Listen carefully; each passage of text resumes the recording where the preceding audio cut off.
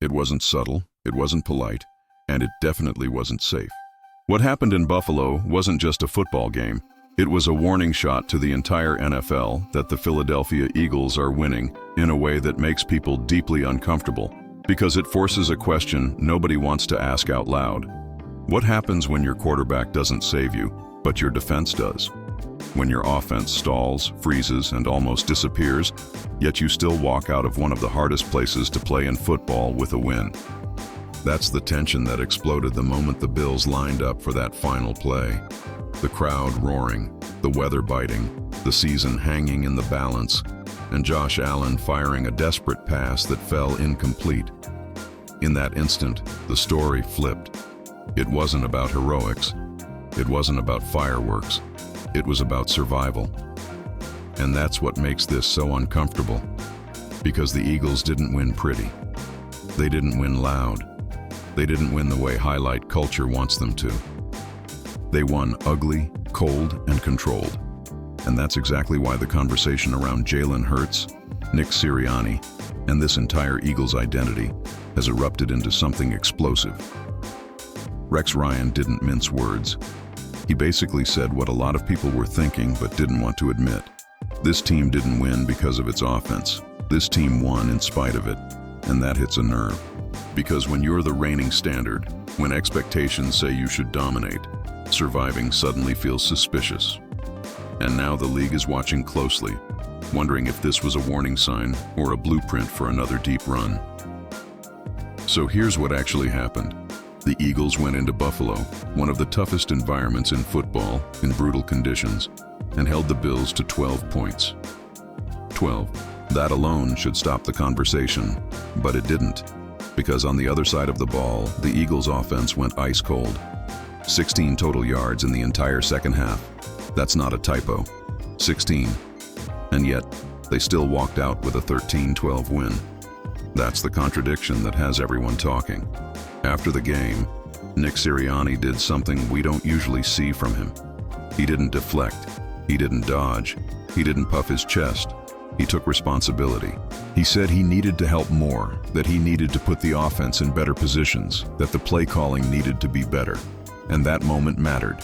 That moment told you this wasn't just a bad half of football. It was a self-awareness moment for a coach who knows his team is being judged on a championship scale.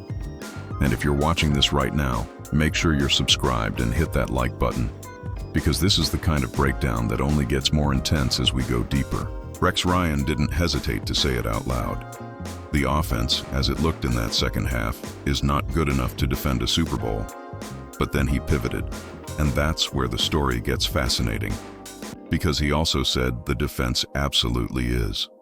And he's right. This defense didn't just hold up. It carried the weight of the entire game.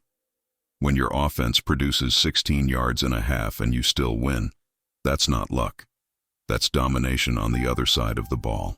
And it starts with discipline, physicality, and a game plan that suffocated Buffalo at every turn.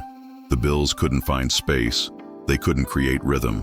They couldn't capitalize when it mattered most. And when the game was on the line, the Eagles' defense made the final play. Rex pointed to something important that most people missed. He talked about how Nick Sirianni owned the moment, how he stood in front of the criticism instead of hiding from it. That matters in a locker room. That tells players their coach isn't pointing fingers. It also tells you he knows exactly where the flaws are. And then Rex went deeper. He said the Eagles need to lean into what makes them dangerous, and that starts with Jalen Hurts as a runner. Not just occasionally, not sparingly, but deliberately. He called Hurts an X factor, a quarterback with tailback strength, a player who changes math for a defense. And he's right. When Hurts is running, defenses panic. They hesitate. They lose discipline. And that's when the Eagles are at their best. What made this game so jarring is how predictable the offense became in the second half. Pass, pass, pass, then later, run, run, pass, over and over. The Bills' defense didn't have to guess. They knew what was coming, and when you do that against a defense that's finding its identity, you're playing right into their hands. That's why Rex emphasized that this wasn't about talent. It was about sequencing, creativity, and adaptability. The Eagles didn't keep Buffalo off balance. They let Buffalo settle in.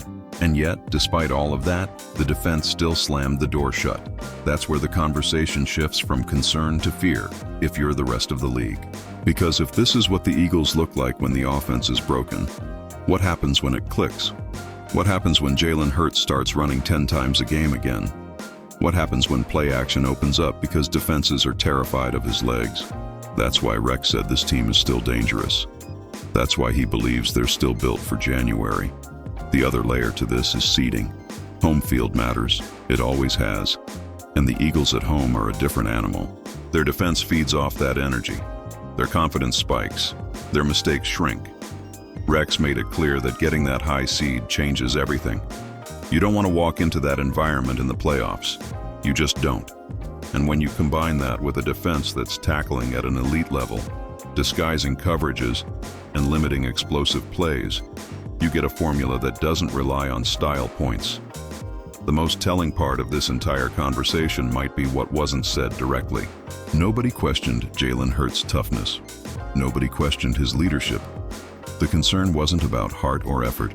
It was about usage, about whether the Eagles are holding something back. And that's where the intrigue lives. Because if this was a strategic conservation of their most dangerous weapon, then the rest of the league should be very nervous. If this was just poor execution, then there are real questions to answer. Rex leaned into the idea that the Eagles might be hiding their true hand, saving their best version for when it matters most. And that idea changes everything. Because suddenly that ugly win in Buffalo doesn't look like a red flag.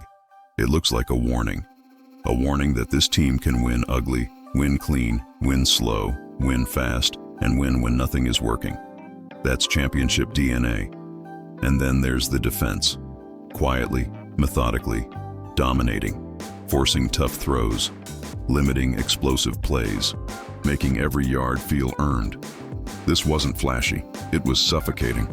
And when Rex talked about how few opportunities Buffalo had outside the numbers, how disciplined the coverage was, how physical the tackling became, it painted a picture of a unit peaking at exactly the right time.